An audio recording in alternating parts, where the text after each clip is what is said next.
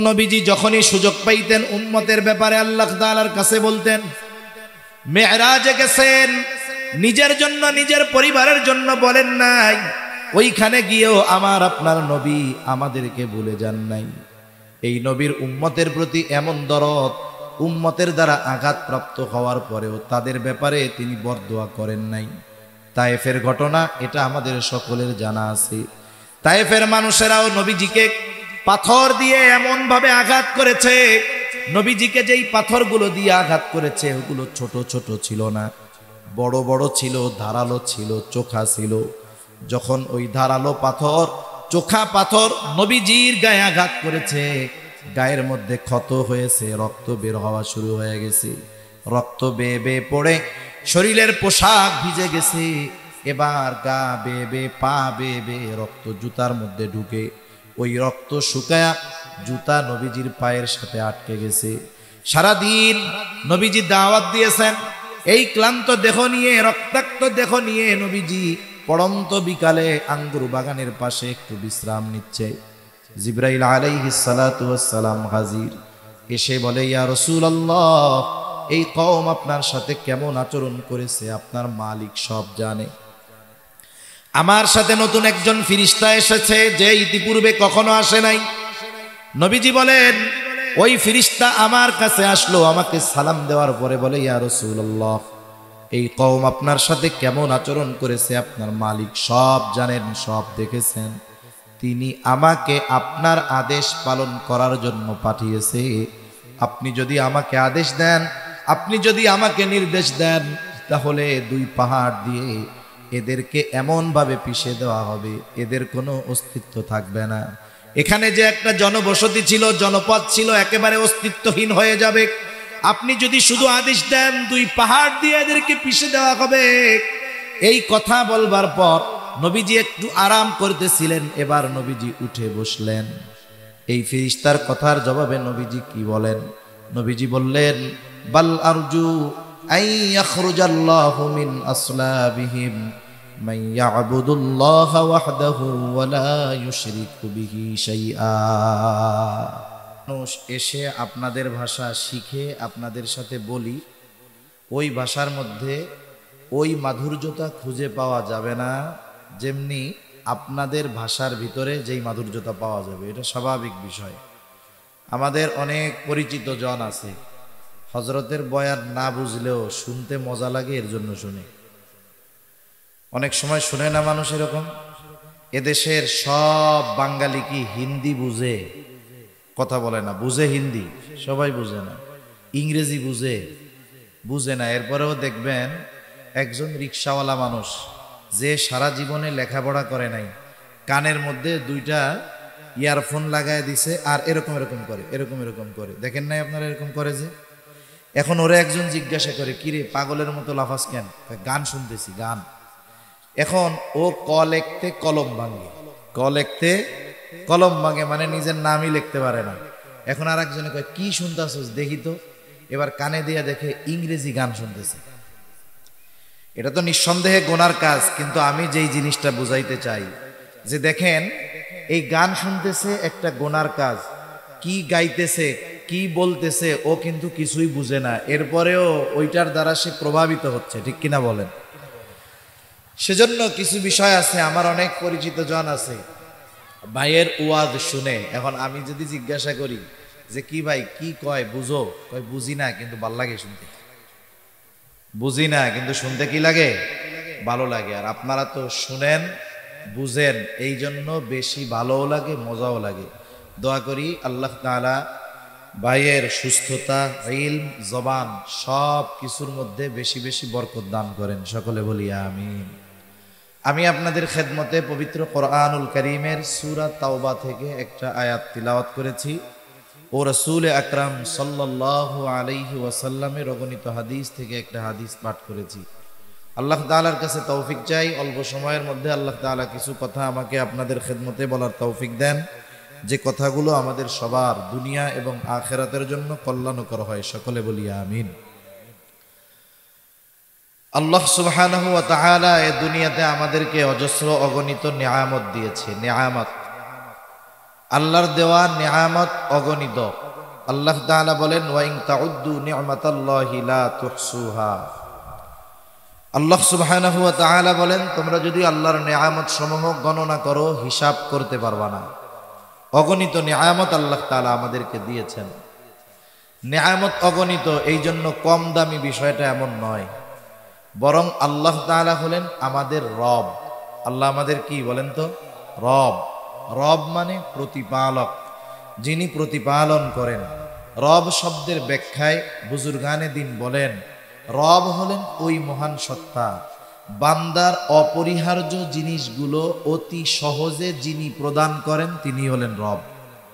যেমন আমাদের বেঁচে থাকার জন্য যত জরুরি জিনিস আছে এই জিনিসগুলো অতি সহজে আল্লাহ তাআলা আমাদের দিয়েছেন। যেমন আমাদের বেঁচে থাকার জন্য সময় দরকার, হায়াত দরকার। হায়াত যদি না থাকে, সময় যদি না থাকে, বাঁচতে পারবো না। এই হায়াত আল্লাহ তাআলা আমাদেরকে দিয়েছেন। হায়াত নিয়ে ভাই কিছু গুরুত্বপূর্ণ কথাও বলছে। আবার দেখেন বেঁচে থাকার জন্য অপরিহার্য যেই জিনিসগুলো, এর মধ্যে একটা হলো অক্সিজেন। অক্সিজেন কি? যেটা আমরা প্রতিনিয়ত টানি, শ্বাস গ্রহণ করি, এটা অক্সিজেন। যেটা ছাড়ি ওইটা বিষাক্ত কার্বন ডাই অক্সাইড। আমাদের ঘরে যদি চাউল ফুরায়া যায়, পকেটের টাকা ফুরিয়ে যায়, খাবার যদি ঘরে ফুরিয়ে যায়, আমরা চিন্তিত হয়ে যাই, পেরেশান হয়ে যাই। অথচ আল্লাহ যদি হায়াত রাখে, পানি পান কইরাও 2, 4, 10 দিন বেঁচে থাকা যায়। কিন্তু আপনাদের এলাকায় এমন কোনো আল্লাহর বান্দা আছে নাকি যে হুজুর 2, 4, 10 দিন উনি অক্সিজেন ছাড়া আলহামদুলিল্লাহ বাইচা আছে? আছে আপনাদের এলাকায়? গোটা দুনিয়ায় 2-1 জন পাওয়া যাবে। অথচ দেখেন পকেটে টাকা কমে গেলে টেনশন আসে, ঘরে চাউল কমে গেলে টেনশন আসে, খাবার তরকারি সবজি বাজার ঘরে কম থাকলে টেনশন আসে। কিন্তু কোনোদিন আমি আপনি রাতের বেলা শুয়ে এই চিন্তা করি না যে এখন তো অক্সিজেন পাইতেছি, সকালে যদি না পাই তাহলে তো আর বেঁচে থাকতে পারবো না। এ চিন্তা আমাদের করা লাগে? কেন লাগে না বা কেন করি না? ওই মহান সত্তা এই নিয়ামত এত বেশি আর এত সহজে দিছে যে এটা নিয়ে আমাদের কোনো চিন্তা করা লাগে না। এটা দামি একটা নিয়ামত। তবে দামি দামি নিয়ামত গুলার মধ্যে অন্যতম এবং সবচাইতে দামি নিয়ামত হলো ঈমান। ঈমান হলো সবচাইতে দামি নিয়ামত।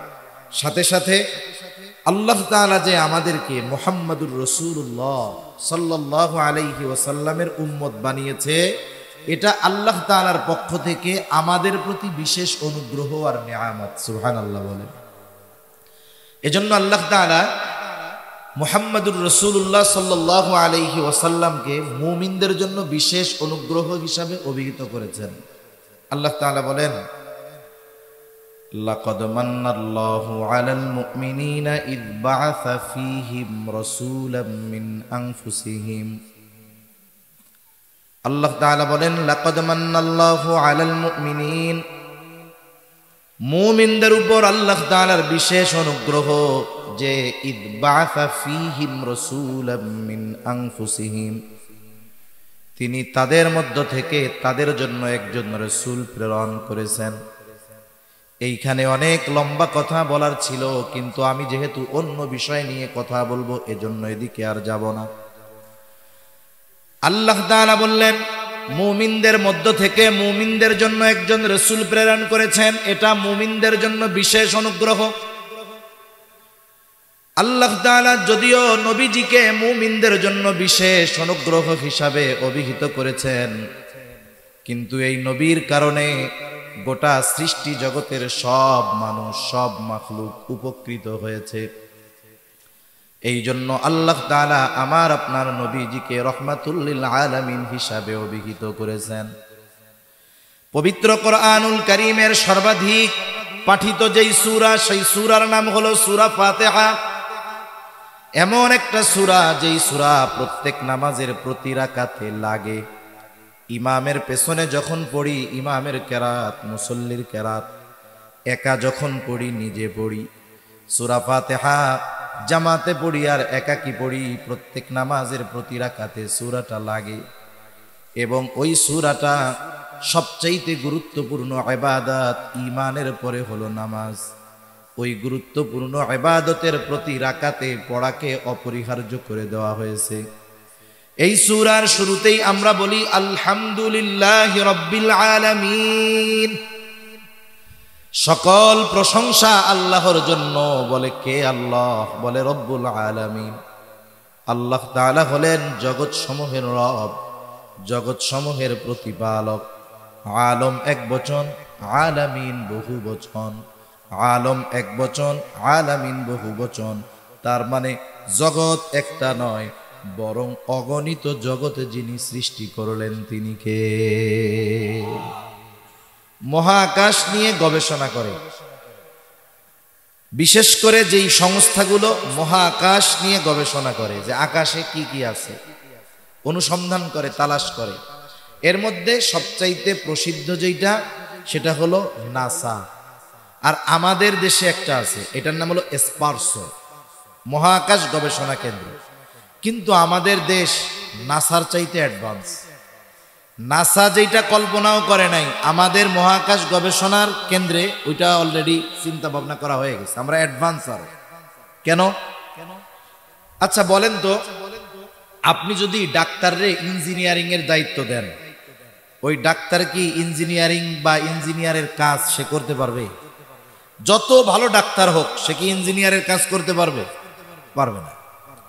এখন মহাকাশ গবেষণার ক্ষেত্রে এমন ব্যক্তিকেই তো ওখানে দিতে হবে যিনি এই বিষয়ে পারদর্শী, ঠিক কিনা? আর আমাদের বাংলাদেশে যেই মহাকাশ গবেষণা আছে, ওইটার যিনি মহাপরিচালক তিনি একজন কৃষিবিদ। কৃষিবিদের কাজ কি? উনি গবেষণা করেছেন যে ফসলগুলায় পোক ধরে, কি কাজ করলে ওই ফসলে আর পোকা ধরবে না, কি কি পদ্ধতি প্রয়োগ করলে জমিনে ফলন ভালো হবে, এই কাজ ওনার না? এবং আপনারা মাঝে মধ্যে শুনে থাকেন যে মঙ্গল গ্রহে মানুষের বসবাসের ব্যবস্থা করা হবে, মাঝে মধ্যে এরকম শুনেন না? মানুষ বসবাস করতে হলে যেখানে বসবাস করবে সেই জায়গায় খাবারের ব্যবস্থা করতে হবে না? খাবারের ব্যবস্থা যদি করতে হয় চাষাবাদ লাগবে না? এখন ওই মঙ্গল গ্রহে চাষাবাদ কারা করবে? এই চিন্তা কইরা বাংলাদেশে মহাকাশ গবেষণা কেন্দ্রে একজন কৃষিবিদকে নিয়োগ দেওয়া হয়ে গেছে। তাইলে নাসা অ্যাডভান্স নাকি আমরা অ্যাডভান্স? হায় হায়, এগুলো তো আমরা বললাম, কিন্তু মাঝে মধ্যে হাসি আসে কথা শুনলে। এখন গল্প একটা বলি, আমার গল্প মনে পড়ে গেল একটা। এখন তিনজন বন্ধু, কয় বন্ধু? একজন হলো দুই চোখেই দেখে না, একজন কি দুই চোখেই দেখে না, একেবারে অন্ধ। আর একজন বন্ধু এর দুইটা পাই নাই। আর এক বন্ধু একেবারে মিসকিন ফকির, ওর কিছুই নাই। এখন তিন বন্ধু দুপুরবেলা এক জায়গায় বসে আছে। এখন ওই যে কানা, যে চোখে দেখে না, বুঝছেন, ও হঠাৎ করে কইতেছে, দেখ ভাই আকাশে না খুব তারা উঠছে। দুপুরবেলায় কি তারা দেখা যায়? যে অন্ধ, ও কোন সময় দিন রাত এই অনুভূতি অনেক সময় থাকে না। এখন এই কথা শুনা যার দুই ঠ্যাং নাই, দুই পা নাই, ও কইরা লাথি মাইরা একবারে ধরে ফেলা হয়।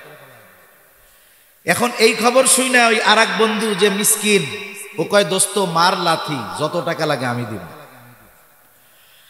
আমাদের দেশের অবস্থা এরকম, যেখানে যাকে দরকার সেইখানে তাকে না দিয়া যে যেটার উপযুক্ত নয় ওইটা তারে দিয়া রাখছে। দেশের অবস্থা এরকম, সেজন্যই তো অবস্থা খারাপ। আল্লাহ সহি বুঝ দান করেন, বলিয়া আমিন। মহাকাশ গবেষণা করে পৃথিবীর সবচাইতে প্রসিদ্ধ যেই প্রতিষ্ঠান সেটা হলো নাসা।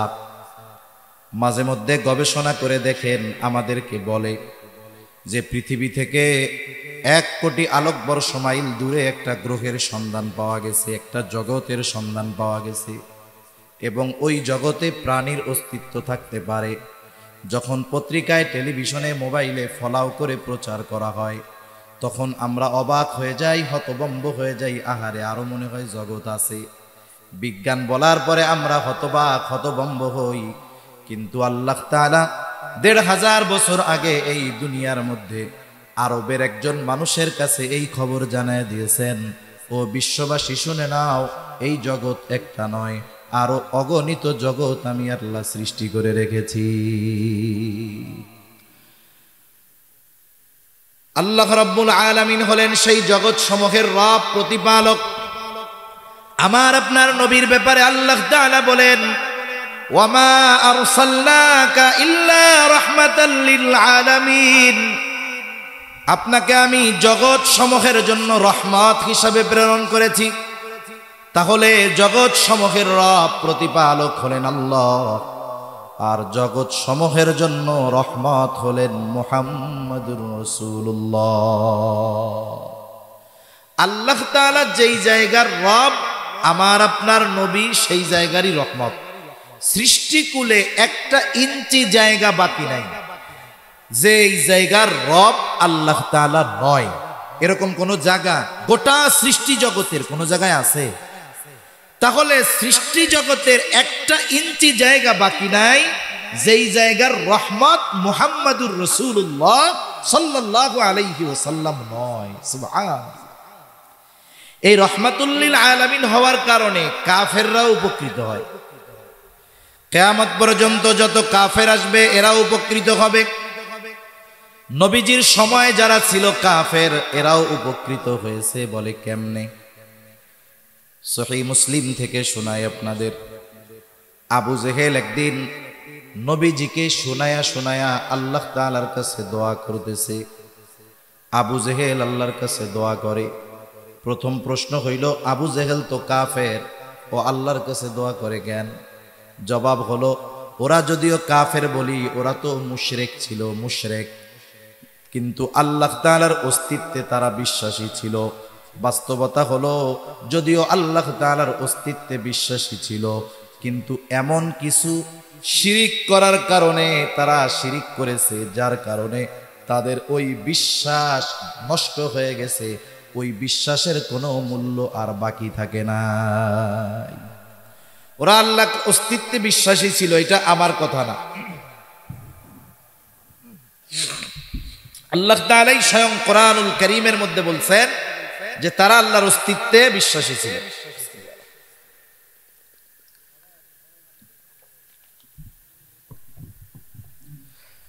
আল্লাহ তাআলা কোরআনুল কারীমের মধ্যে বলেন, ওয়ালাইন সাআলতাহুম মান খালাকাস সামাওয়াতি ওয়াল আরদা লায়াকুলুন্নাল্লাহ। আল্লাহ তাআলা বলেন, আপনি যদি মক্কার মুশরিকদেরকে জিজ্ঞাসা করেন, মান খালাকাস সামাওয়াতি ওয়াল আরদ, আসমান এবং জমিনের স্রষ্টা কে, আপনার প্রশ্নের জবাবে তারা কি বলবে? আল্লাহ তাআলা নিজেই জানায় দেন, দুইটা তাকিদ যোগ করে। আল্লাহ তাআলা বলেন, লায়াকুলুন্নাল্লাহ, অবশ্যই অবশ্যই তারা বলবে আসমান এবং জমিনের স্রষ্টা হলেন আল্লাহ। এরপরে আল্লাহ তাআলা বলেন, আপনি যদি মক্কার মুশরিকদেরকে জিজ্ঞাসা করেন, মান নাযালা মিনাস সামাই মাআন ফাআহইয়া বিহিল আরদা বা'দা মাউতিহা, কে আসমান হতে পানি বর্ষণ করে, শুধু তাই না, ওই বর্ষিত পানির দ্বারা কে মৃত জমিনকে পুনরায় পুনরুজ্জীবিত করে। এখন তো চাষাবাদের সিজনে যদি বৃষ্টি নাও হয়, কারেন্ট থাকলে হেভি পাওয়ারের মোটর দিয়ে পানি উত্তোলন করে পানির চাহিদা পূরণ করা হয়। অনেক সময় ডিজেল ইঞ্জিন, স্যালো মেশিন দিয়ে করা হয়। একটা সময় মক্কার মুশরিকরাও আসমানওয়ালার আসমানি পানির জন্য অপেক্ষা করত, যে পানি বর্ষিত হবে, শুকনো ফেটে চৌচির হয়ে যাওয়া ফসল চাষাবাদের অনুপযুক্ত জমিনটা ফসল চাষাবাদের উপযুক্ত হয়ে উঠবে। নবীজিকে আল্লাহ তাআলা বলেন, আপনি যদি তাদের এই কথা জিজ্ঞাসা করেন, কে আসমান হতে পানি বর্ষণ করে, ওই পানির দ্বারা কে মৃত জমিনকে পুনরায় পুনরুজ্জীবিত করে, অর্থাৎ ফসল চাষাবাদের উৎপাদনের অনুপযুক্ত জমিনটাকে আসমানের পানি দ্বারা কে উপযুক্ত করে তোলে, ওরা ওদের দেবদেবীদের কথা বলবে না, কি বলবে? বলে লায়াকুলুন্নাল্লাহ, অবশ্যই অবশ্যই তারা বলবে এগুলো যিনি করেন তিনি কে? আল্লাহ তাআলাই করেন। এরপরে আল্লাহ তাআলা আরেক জায়গায় বলেন, ওয়ালাইন সাআলতাহুম মান খালাকাহুম লায়াকুলুন্নাল্লাহ, আপনি যদি তাদেরকে জিজ্ঞাসা করেন তাদের স্রষ্টাকে। আমাদের দেশ সহ গোটা দুনিয়ায় অনেক মানুষ আছে যারা স্রষ্টায় অবিশ্বাসী। তারা বলতে চায় এই পৃথিবী এমনিতেই সৃষ্টি হয়েছে, নাউজুবিল্লাহ গণ। তারা বলতে চায় যে স্রষ্টা বলে কিছু নাই, বিষয় হলো অনেক সময় আছে একটা বিষয়ে অস্বীকার করার দ্বারা বাকি সব বিষয়ে অটোমেটিক অবিশ্বাস করা হয়ে যায়। কেউ যদি স্রষ্টাকে অবিশ্বাস করে তাহলে স্রষ্টার যত সৃষ্টি আছে সবই অবিশ্বাস করা হয়ে যায়। জান্নাত জাহান্নাম পরকাল আখিরাতে সব অবিশ্বাস হয়ে গেছে। নাস্তিক যারা এরা বলে স্রষ্টা বলে কিছুই নাই, নাউজুবিল্লাহ। কিন্তু মক্কার মুশরিকরা এই কথা বলতো না। আল্লাহ তাআলা বলেন, আপনি যদি তাদের জিজ্ঞাসা করেন মান খলাকাহুম, তাদেরকে কে সৃষ্টি করেছে, আল্লাহ তাআলাই জানায় দেন লা ইয়াকুলুনাল্লাহ, অবশ্যই অবশ্যই তারা বলবে আমাদের স্রষ্টা হলেন আল্লাহ। তাহলে মক্কার মুশরিকরা আল্লাহ তাআলার অস্তিত্বে বিশ্বাসী ছিল, এই সাক্ষ্য স্বয়ং আল্লাহ তাআলা দিয়েছেন। শুধু তাই না, আল্লাহ তাআলার কাছে আবু জেহেল দোয়া করতেছে। নবীজি এক হাদিসের মধ্যে বলেন আবু জেহেল আল্লাহ তাআলার কাছে দোয়া করেছে এবং আল্লাহ তাআলা আবু জেহেলের দোয়াও কবুল করেছে।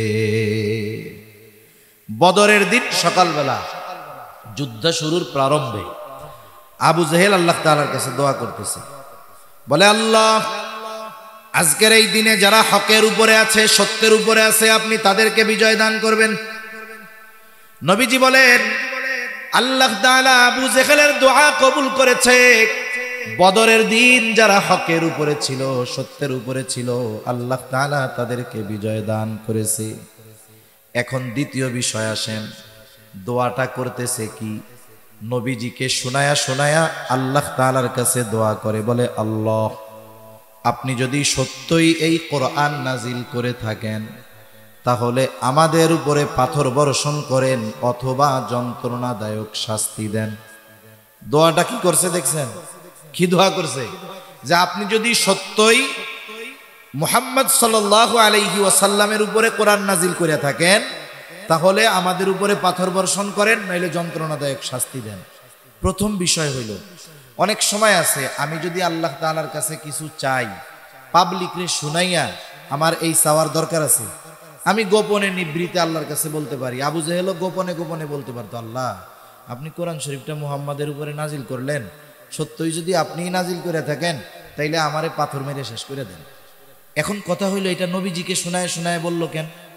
আসলে আবু জেহেল মূলত যা বলতে চায়, মূলত আল্লাহকে বলতেছে যে আল্লাহ, আপনি লোক আর পান নাই, মুহাম্মদ এর সাথে তো লোকজন নাই, আমার পেছনে তো লোকজনের অভাব নাই, আমি তো মক্কার একজন নেতা, কত প্রভাব প্রতিপত্তি আমার, মক্কার মানুষ আমার কথায় উঠে আর বসে, আপনি লোকজন পান নাই, আর আপনি মুহাম্মাদের কাছেই কোরআন নাজিল করলেন, আর সত্যিই যদি করে থাকেন তাইলে আমাকে পাথর মেরে শেষ করে দেন।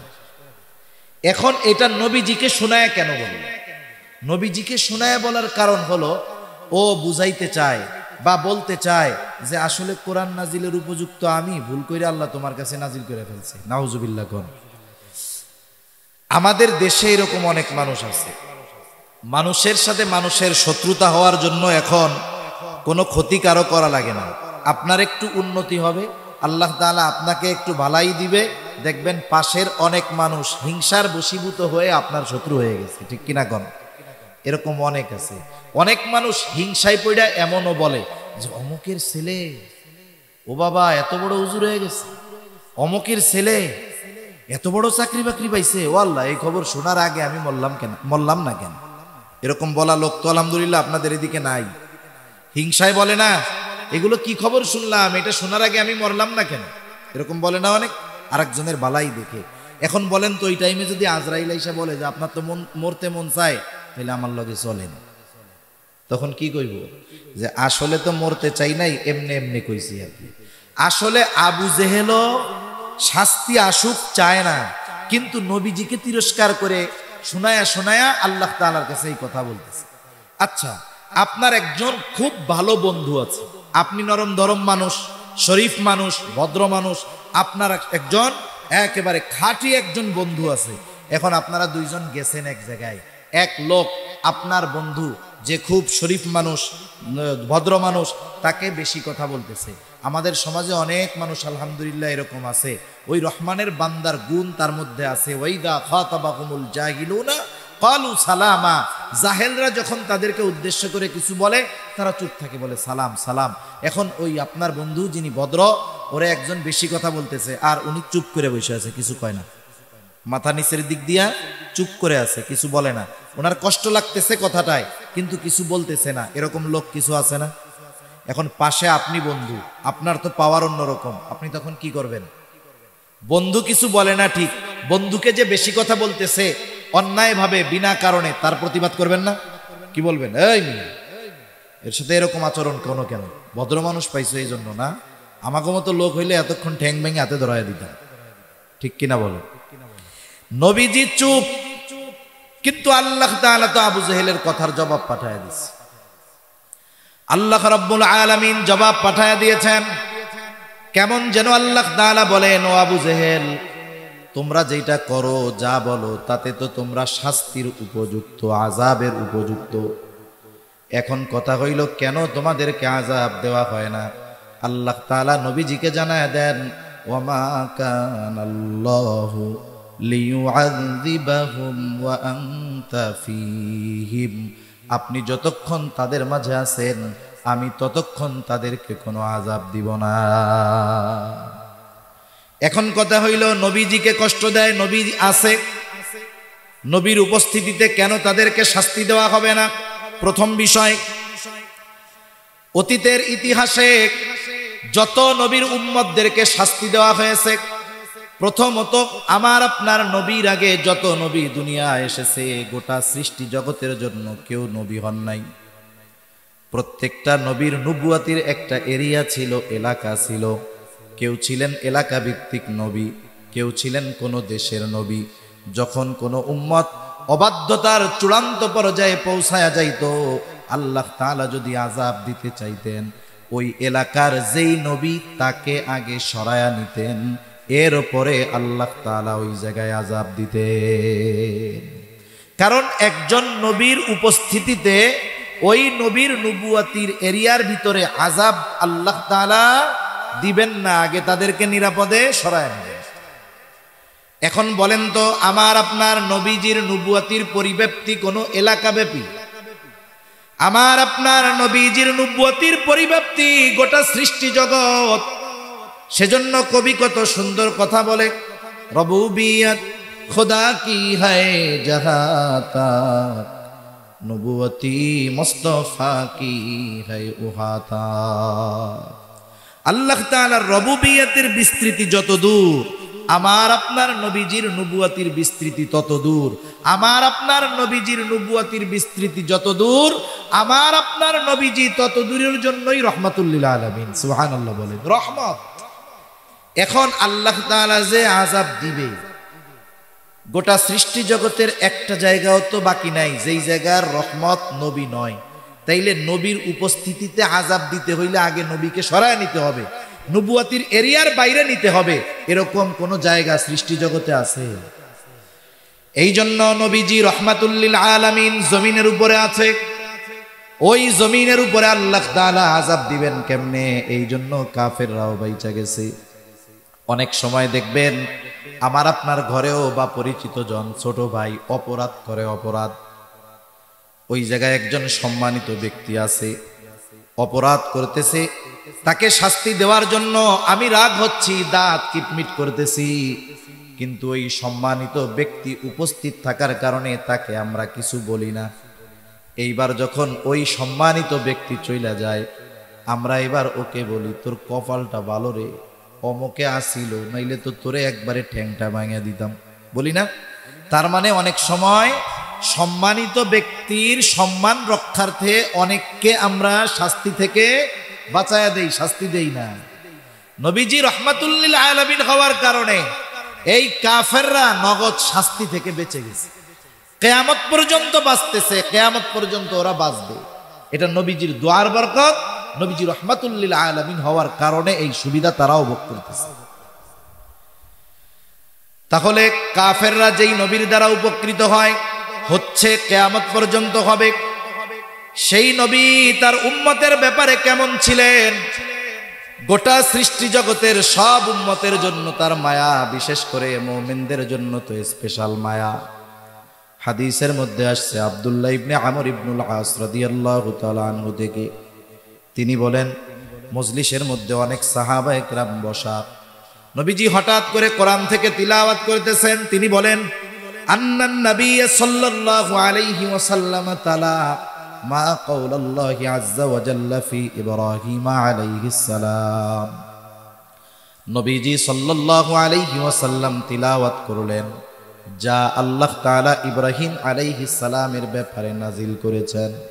কি নাজিল করেছেন? আল্লাহ পবিত্র কোরআনুল কারীমের সূরা ইব্রাহিম 13তম পারার 19 নম্বর পৃষ্ঠার শুরুতেই আল্লাহ তাআলা বলেন, রব্বি ইন্নাহুন্না আযলালনা কাসীরাম মিনান নাস ফামান তাবিআনি ফাইন্নাহু মিন্নি ওয়া মান আসানি ফাইন্নাকা গফুরুর রহিম। ইব্রাহিম আলাইহিস সালাতু ওয়াস সালাম তার গুনাহগার উম্মতের জন্য আল্লাহ তাআলার কাছে দোয়া করতেছে, বলে রব্বি ইন্নাহুন্না আযলালনা কাসীরাম মিনান নাস, ও আমার রব এই প্রতিমাগুলো, এই মূর্তিগুলা অধিকাংশ মানুষকে পথভ্রষ্ট করে ফেলছে, পথচ্যুত করে ফেলেছে। ফামান তাবিআনি ফাইন্নাহু মিন্নি, তবে যারা আমার আনুগত্য করেছে তারা তো আমার দলভুক্ত। কিন্তু ইব্রাহিম আলাইহিস সালামের সব উম্মত তো মূর্তি পূজা ছাড়ে নাই। উম্মত মোমেন হোক আর কাফের হোক, সকল ধরনের উম্মতের উপরে প্রত্যেকটা নবীর মায়া মোহাব্বত ভালোবাসা চাইতে খারাপটার জন্য চিন্তা আরো বেশি হয়, ঠিক না? অনেকের ঘরে এরকম আছে না, 3-4টা ছেলে, 2টা ছেলে খুব ভালো, দিনদার, মুত্তাকি, পরহেজগার, নামাজি, আর একটা খুব খারাপ, কথা শুনে না, মানুষের সাথে মারামারি করে, যত ধরনের অপরাধ আছে সব করে। এখন বলেন তো, মা বাবা কি ভালো দুইটার জন্য চিন্তা করে বেশি না খারাপটার জন্য চিন্তা করে বেশি? আল্লাহ তাআলার কাছে যখনই দোয়া করে, বলে আল্লাহ আমার এই ছোট ছেলেটাও যদি ভালো হয়ে যাইতো, ওকে যদি ভালো দেইখা মরতে পারতাম, মইরাও শান্তি পাইতাম। তাহলে সন্তান যত খারাপ হয়, ওই সন্তানের জন্য মা বাবার পেরেশানি, চিন্তা, দোয়া তত বেশি হয়। এখন যদি বলি এই সন্তান তো খারাপ, এরে কেন বাদ দিয়া দেয় না, এরে কেন দূরে ঠেলে দেয় না, বলে হুজুর ঠেলবে কেমনে দূরে, এটা তো সন্তান, মোহাব্বতের কারণে এই খারাপ সন্তানটাকেও দূরে ফালায় না। আরে ভাই, আমার আপনার মা বাবা আমাকে আপনাকে কত ভালোবাসে, আল্লাহর কসম তার চাইতে আমার আপনার নবী আমাকে আপনাকে আরো অনেক বেশি ভালোবাসে। আমি আমারে কত ভালোবাসি, আমি তো আমার জান্নাত জাহান্নাম নিয়ে টেনশন করি না, কিন্তু আমার চাইতে আমার নবী, আমাদের নবী আমাদের জন্য বেশি চিন্তা করে উম্মত যেন জাহান্নামে না যায়। আচ্ছা, আসলে ভালোবাসে কে? মুখ দিয়া চাপা পিটাইলেই ভালোবাসা হয় না, মুখ দিয়া বললেই ভালোবাসা হয় না। আপনি কাকে বলবেন যে সে আপনারে ভালোবাসে? যে আপনার বিপদে পাশে থাকবে, আপনি মনে করবেন সেই আপনারে ভালোবাসে, ঠিক না? মনে করেন আপনার একজন দোস্ত আছে, এমন বন্ধু, সে শুধু আপনারে দেখলেই কয় বন্ধু তোমার এত ভালোবাসি, তোমার জন্য যদি আমার জীবন দিতে হয় আমি জীবন দিতেই প্রস্তুত। এখন এই বন্ধুরে নিয়ে আপনি গেছেন পটিয়া গিয়া একজনের সাথে আপনার একটু দ্বন্দ্ব হয়েছে, কথাবার্তা কাটাকাটি হয়েছে। আপনি চিন্তা করতেছেন আমি তো আর একা না, আমার সাথে জান দেওয়া বন্ধু আছে, যেই বন্ধু আমার জন্য কি দিয়া দিবে? জান দিয়া দিবে। এই সাহসে তার সাথে আপনি একটু তর্ক বিতর্ক শুরু করছেন। তর্ক বিতর্কের ফাঁকে ডানে বামে তাকায় দেখেন সেই বন্ধু গায়েব হয়ে গেছে, বন্ধুর ছায়াও দেখা যাচ্ছে না। যাই হোক, ওই জায়গার মুসিবতটা গেছে।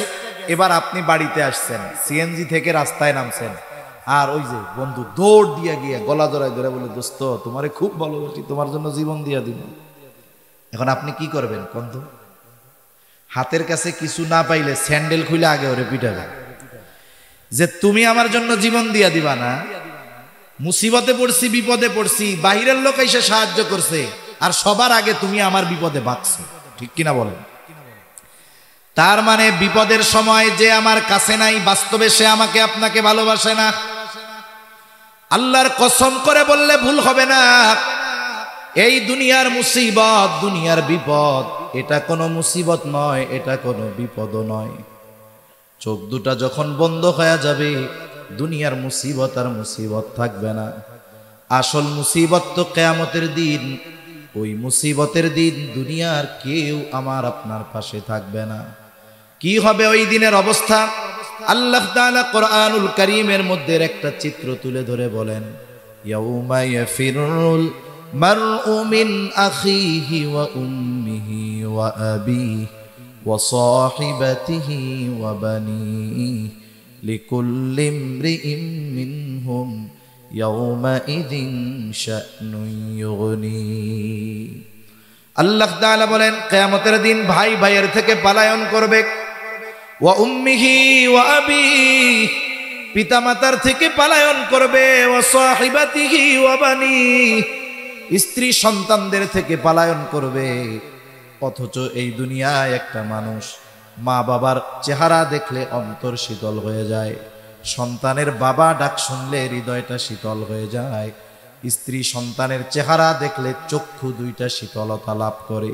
কিন্তু কিয়ামতের দিন কেউ কারো সাথে দেখা হোক এটা কামনা করবে না। প্রত্যেকটা মানুষ নিজের চিন্তায় বিভোর থাকবে, সকলেই চিন্তিত থাকবে। আমার আপনার নবীজিও সেই দিন চিন্তিত থাকবে।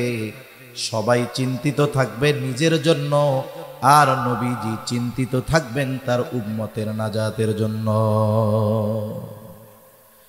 সেই দিন মানুষেরা এমনটাও আল্লাহ তাআলার কাছে বলবে, আল্লাহ, সারা দুনিয়ার সব মানুষকে জাহান্নামে দিয়ে হলেও আপনি আমাকে মাফ করে দেন। সেই দিন সকলে নিজের নাজাতের চিন্তা করবে, নিজে বাঁচার চিন্তা করবে। আর ওই দিন নবী কি করবে?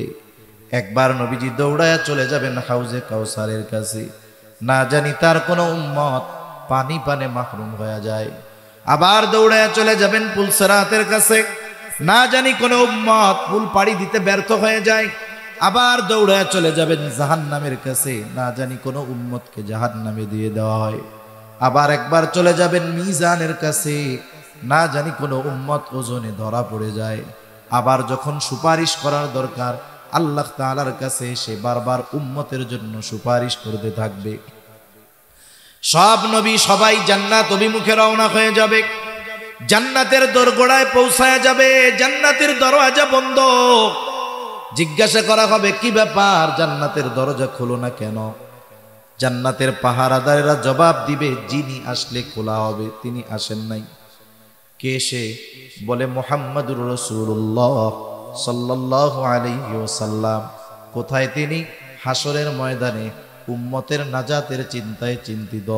নবী ততক্ষণ পর্যন্ত জান্নাত অভিমুখে রওনা হবেন না, ততক্ষণ না তার ওই উম্মত যার মধ্যে যারা পরিমাণ ঈমান ছিল তার ব্যাপারেও যতক্ষণ না আল্লাহ তাআলার পক্ষ থেকে জান্নাতের নিশ্চয়তা নবী পাবেন, ততক্ষণ পর্যন্ত নবী নিজে জান্নাতের উদ্দেশ্যে রওনা হবে না। এখন বলেন, ওই মুসিবতের দিন বাবা চিনবে, মা চিনবে, সন্তান চিনবে, কেউ চিনবে না। কিন্তু নবীজি আমাকে আপনাকে ভুলবে না। তাহলে বোঝা গেল নিঃসন্দেহে নবীজি আমাদেরকে সবচাইতে বেশি ভালোবাসে। এইরকম প্রত্যেকটা নবী তার উম্মতকে ভালোবাসে। উম্মত যদি পাপীও হয়, মুহাব্বতের কারণে এই ভালোবাসা থেকে যায়।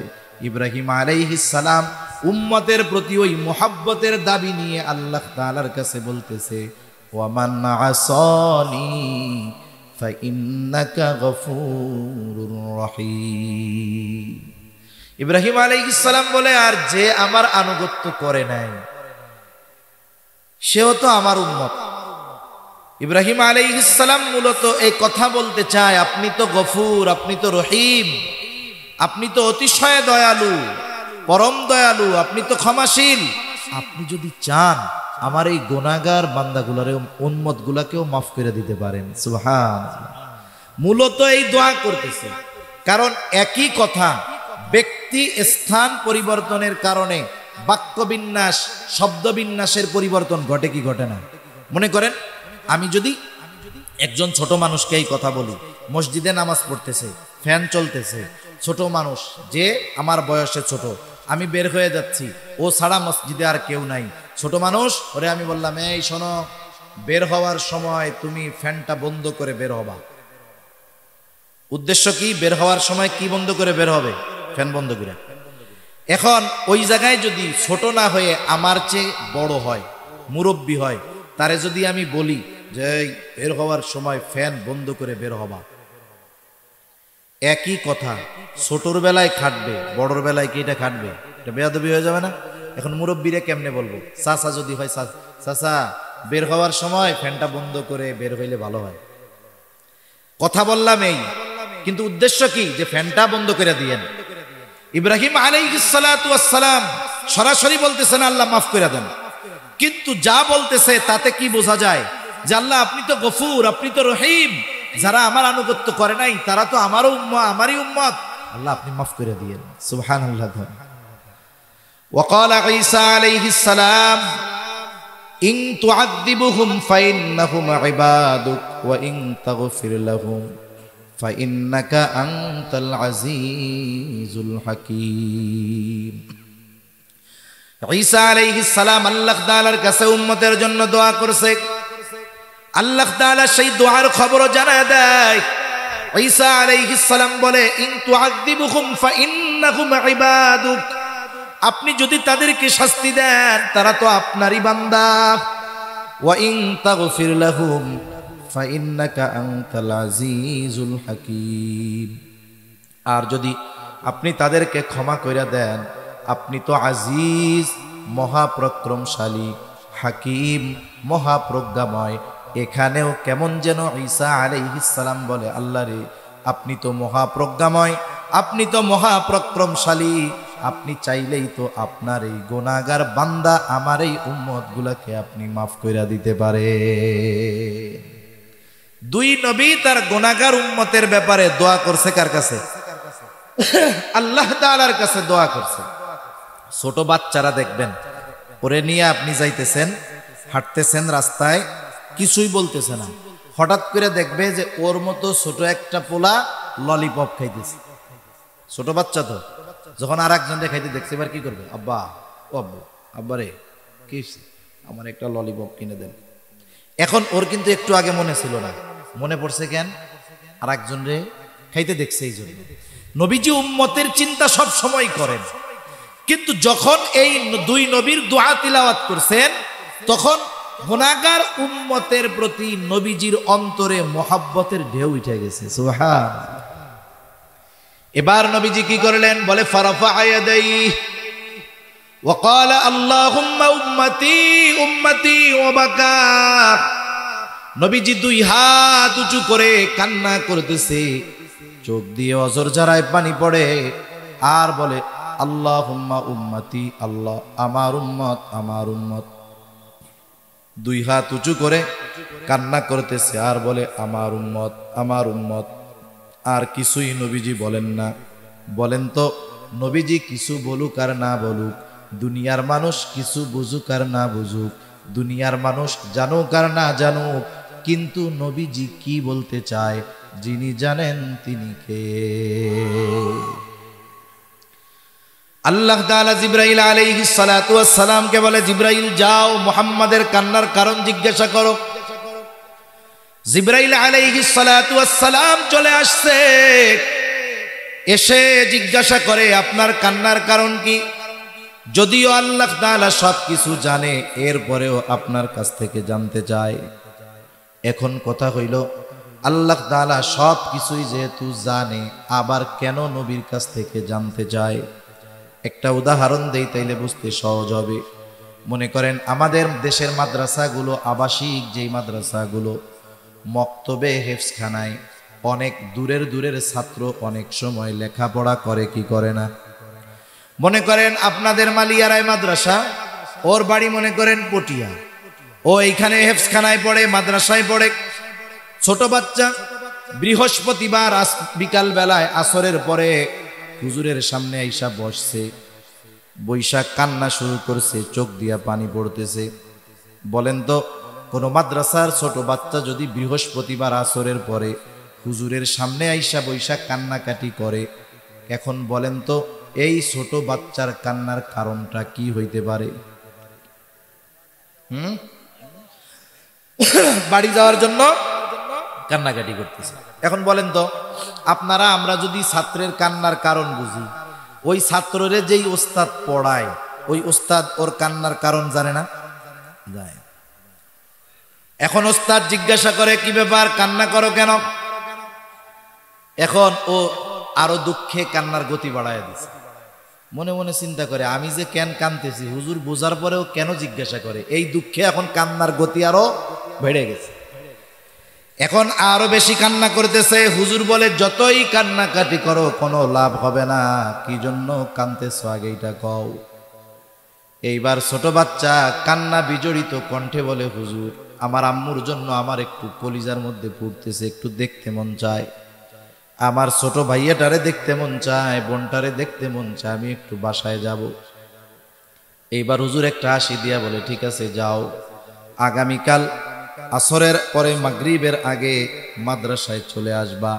এখন কথা হলো ওই ছাত্র কি জন্য কান্না করে, কি বলতে চায়, ওস্তাদ জানার পরেও ছাত্রর মুখ দিয়ে কেন শুনতে চায়? বলে এটা ওস্তাদ ছাত্রের একটা মহব্বত ভালোবাসার বহির্প্রকাশ। তাহলে নবী কেন কান্না করে আল্লাহ তাআলা সব জানার পরেও কেন শুনতে চায়? বলে এটা হলো আমার আপনার নবীর প্রতি আল্লাহ তাআলার মহব্বতের বহির্প্রকাশ। অনেক সময় অনেক কিছু জানার পরেও প্রিয়জনের মুখ দিয়ে শুনতে মনে চায়। নবীজি এইবার জিবরাইল আলাইহিস সালামকে পাইয়া একেবারে প্রাণ খুইলা সব বলছে। যেমন দেখেন মেরাজের সময় যখন আল্লাহ তাআলার কাছ থেকে নবীজি হাদিয়া নিয়ে ফিরছে, হাদিয়াগুলোর মধ্যে একটা কি 50 ওয়াক্ত নামাজ। এখন মুসা আলাইহিস সালাম বলতেছে আপনার উম্মত 50 ওয়াক্ত অসম্ভব, আপনি যাইয়া কমাই নিয়ে আসেন। এখন কমাইতে কমাইতে আছে কয় ওয়াক্ত? 5 ওয়াক্ত। মুসা আলাইহিস সালাম কি বলছে যে এইটাও ঠিকমতো পারবে না, আপনি আবার যান। নবীজি বলছে কি আমার আর যাইতে মন চাইতেছে না, লজ্জা লাগতেছে।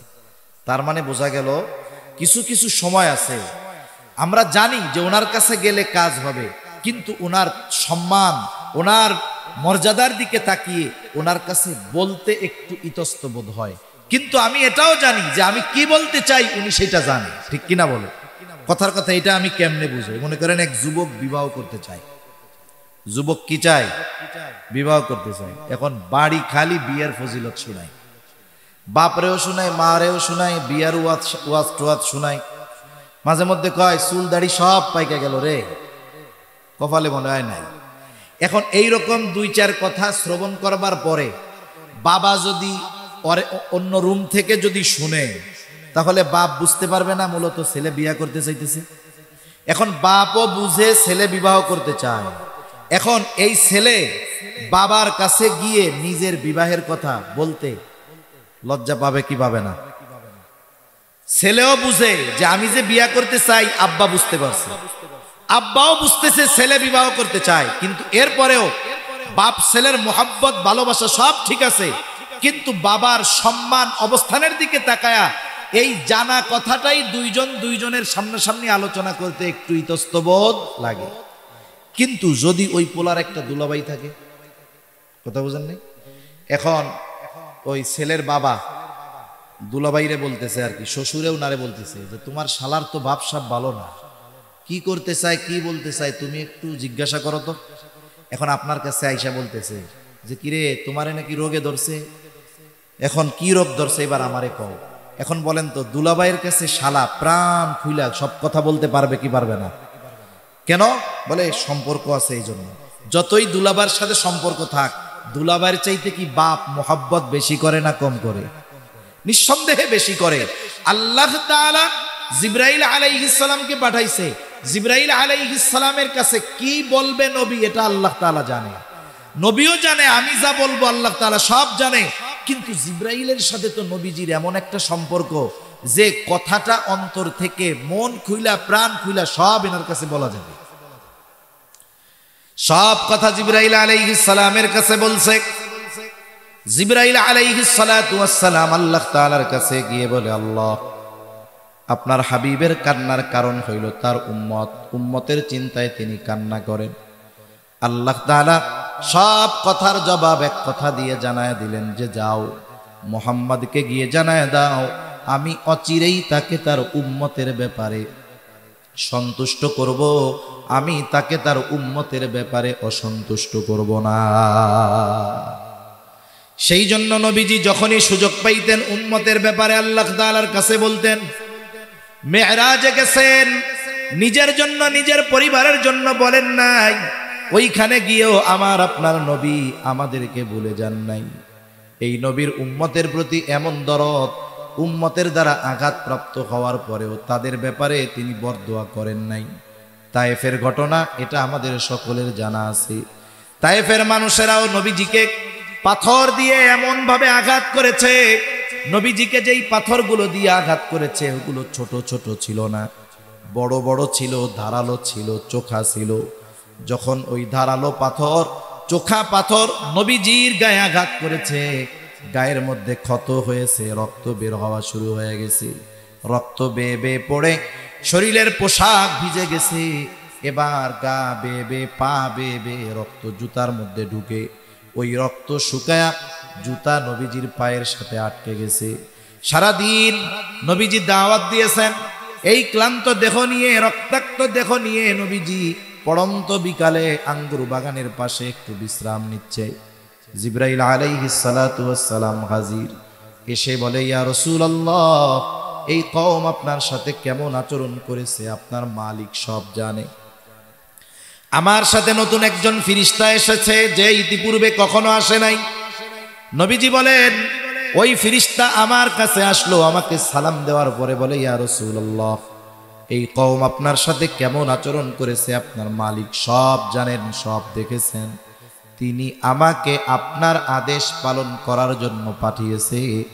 আপনি যদি আমাকে আদেশ দেন, আপনি যদি আমাকে নির্দেশ দেন, তাহলে দুই পাহাড় দিয়ে এদেরকে এমন ভাবে পিষে দেওয়া হবে, এদের কোনো অস্তিত্ব থাকবে না। এখানে যে একটা জনবসতি ছিল, জনপদ ছিল, একেবারে অস্তিত্বহীন হয়ে যাবে। আপনি যদি শুধু আদেশ দেন, দুই পাহাড় দিয়ে এদেরকে পিষে দেওয়া হবে। এই কথা বলবার পর নবীজি একটু আরাম করতেছিলেন, এবার নবীজি উঠে বসলেন। এই ফেরেশতার কথার জবাবে নবীজি কি বলেন? নবীজি বললেন, বাল আরজু আই ইয়াখরুজাল্লাহু মিন আসলাবিহিম মান ইয়াবুদুল্লাহা ওয়াহদাহু ওয়া লা ইউশরিকু বিহি শাইআ। নবীজি কেমন যেন বলতেছে, শোনো, তুমি তো আমাকে বলতেছো আদেশ দেন, দুই পাহাড় দিয়ে এদেরকে পিষে দেই, কিন্তু শুনে নাও, আমি তো এদের ব্যাপারে আল্লাহ তাআলার কাছেই আশা পোষণ করি যে আল্লাহ তাআলা এদের মধ্য থেকে এমন এক প্রজন্ম বের করবে, এমন এক সম্প্রদায় বের করবে যারা এক আল্লাহর ইবাদত করবে, তার সাথে কারো শরীক করবে না।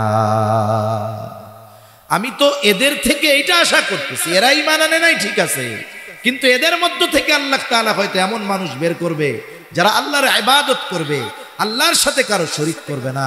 একটু চিন্তা করে দেখেন, যেই উম্মত দুনিয়ায় আসে নাই, ওই উম্মতের প্রতিও নবীজির কেমন ভালোবাসা ছিল।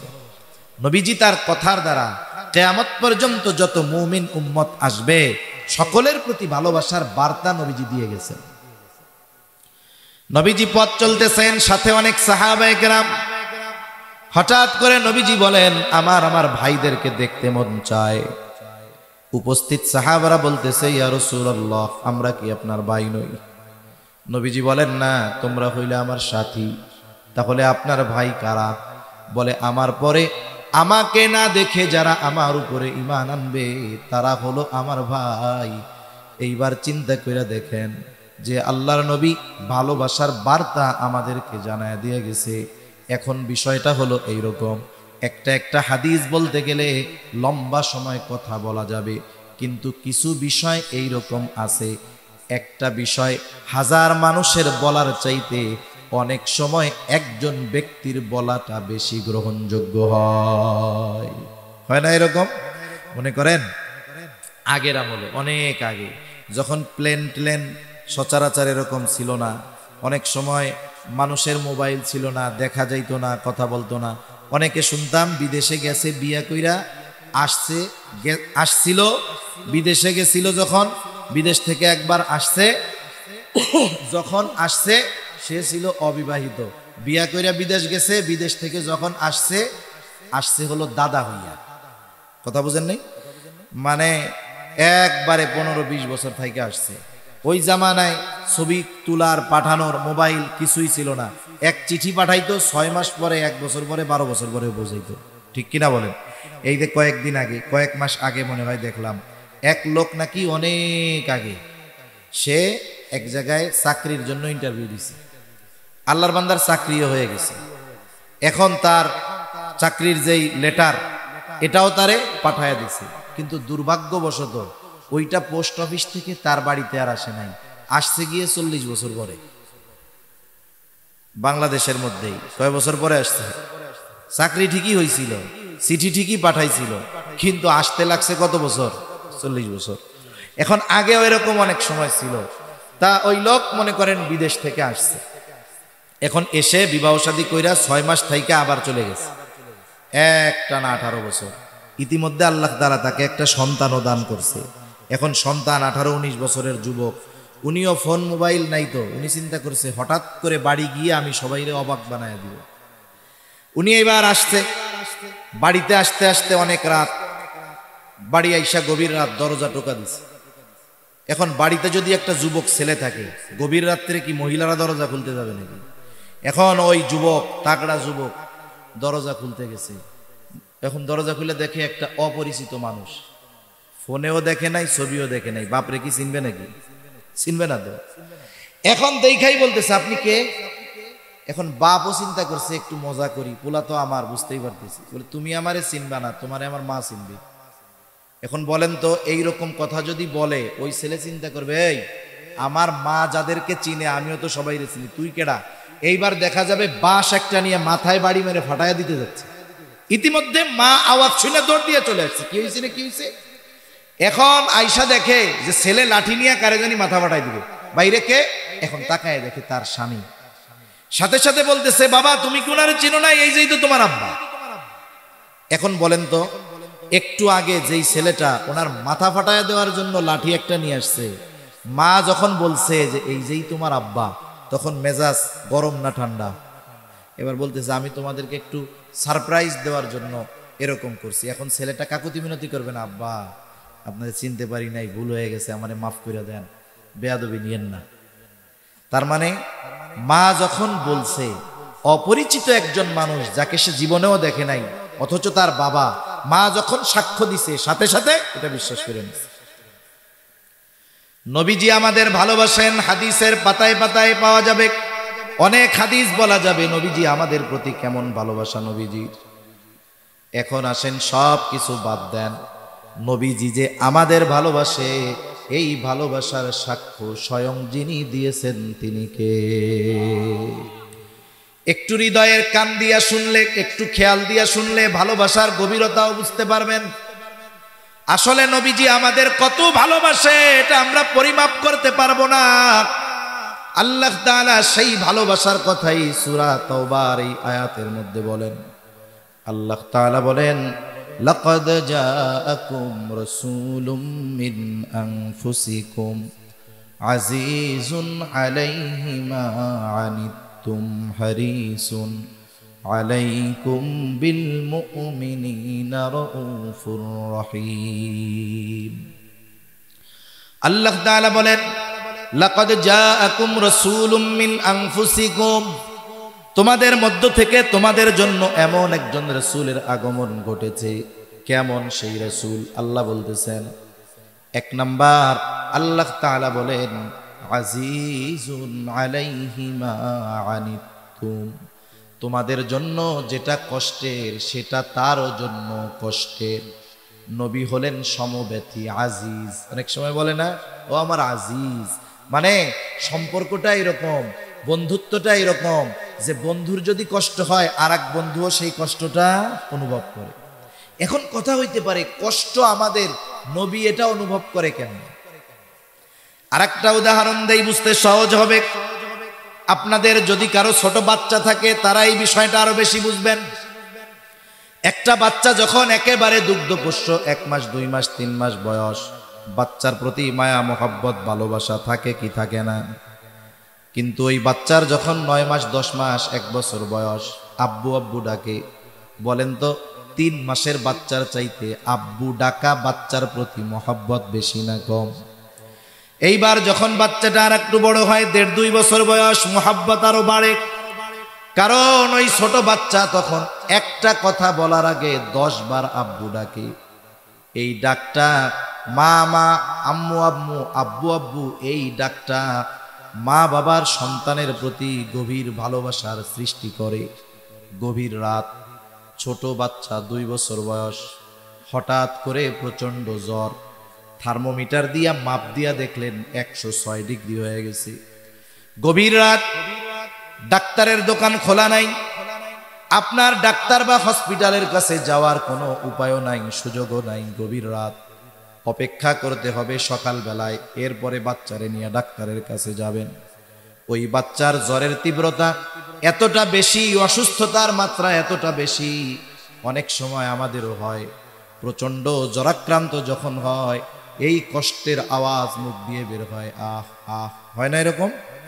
ওই ছোট বাচ্চা কষ্টে আওয়াজ করতেছে, গা পুড়ে যাচ্ছে, শরীরটা জ্বরে কষ্টে কাঁপুনি হচ্ছে, কত কষ্ট হয় ওই বাচ্চার। ওই পাশে বসা মা বাবা, আমার তো মনে হয় জ্বরের কারণে ওই ছোট বাচ্চার যত কষ্ট হয়, ওই বাচ্চার কষ্টটা দেখে মা বাবার তার চাইতে আরো বহুগুণ বেশি কষ্ট হয়। এই অনুভূতি, এই অনুভব, এটা একজন মা একজন বাবা ওনরাই চিন্তা করতে পারে। আমাদের সময়ও আমরাও মনে হয় গল্পটা বা কবিতাটা পাই নাই।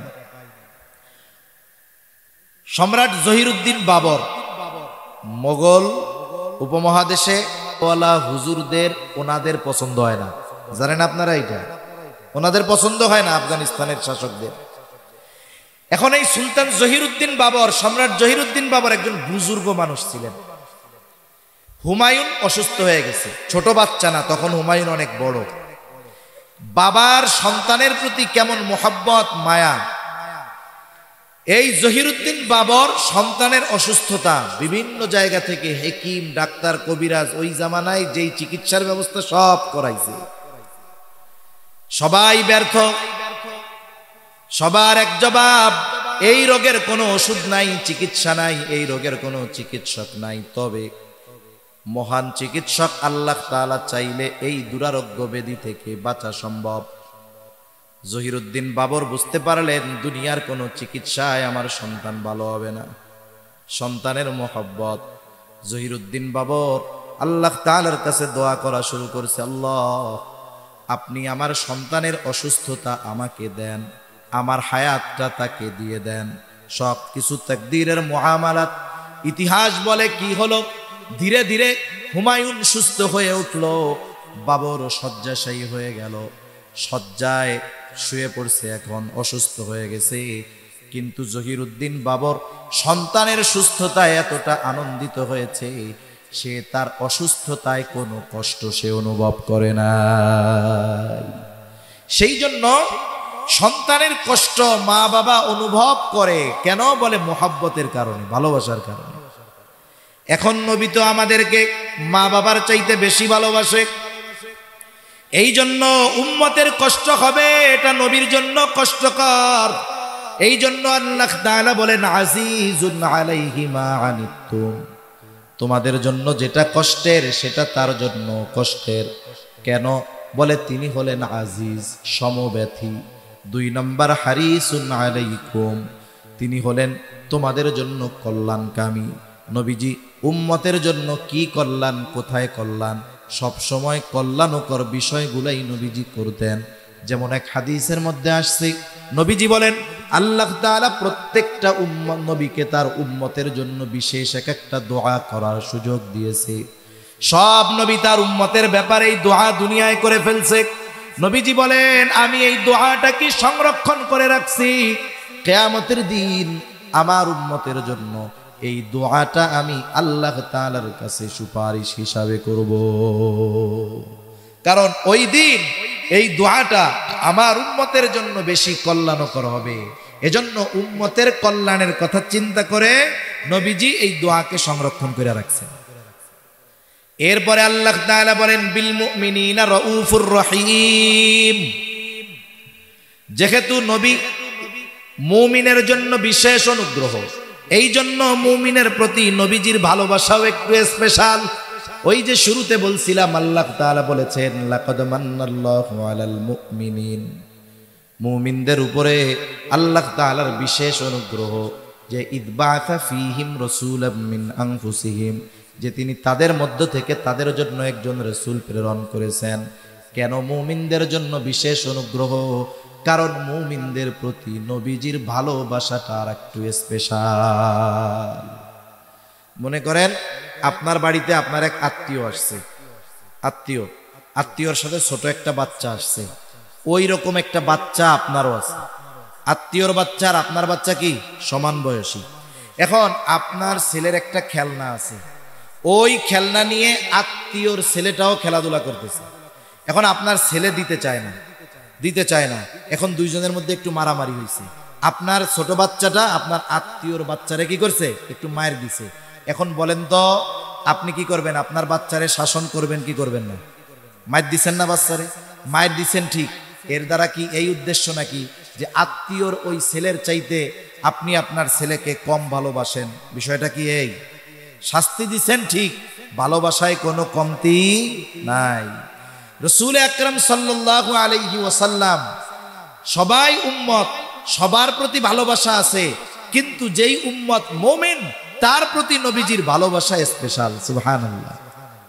ওই ভালোবাসার কথা প্রকাশ করতে গিয়ে আল্লাহ তাআলা বলেন, এই রাসূল মুমিনদের ব্যাপারে হলেন বিল মুমিনিনা রাউফুর রহিম, মুমিনদের ব্যাপারে তিনি রউফ, তিনি রহিম।